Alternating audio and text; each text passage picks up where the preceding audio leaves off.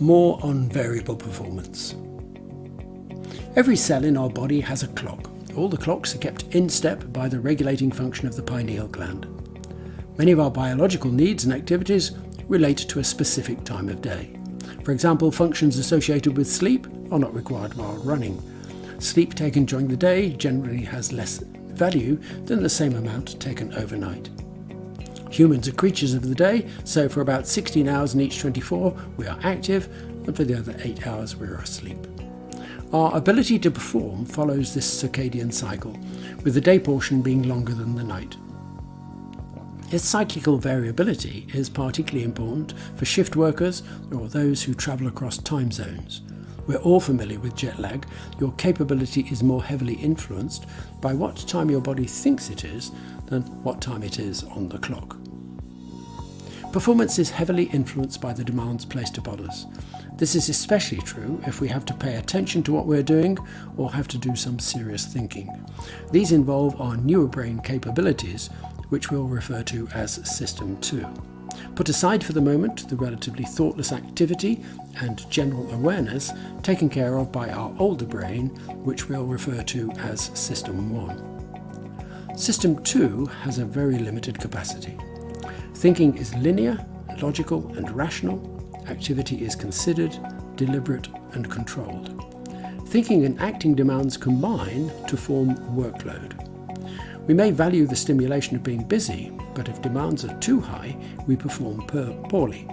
This means that if we wish to manage performance, we have no choice but to regulate workload in some way, and in particular, avoid becoming overloaded. Whatever the workload, many additional factors compromise our capacity. The big 5 issues are our physiological state, such as rest, hydration and blood sugar. Our psychological state, examples would be confidence, support, anxiety, and more broadly the notion of psychological safety. Features of psychological safety are typically, do I feel welcome? Do I know what's expected of me? Do I know what the rules of engagement are? Is my contribution valued?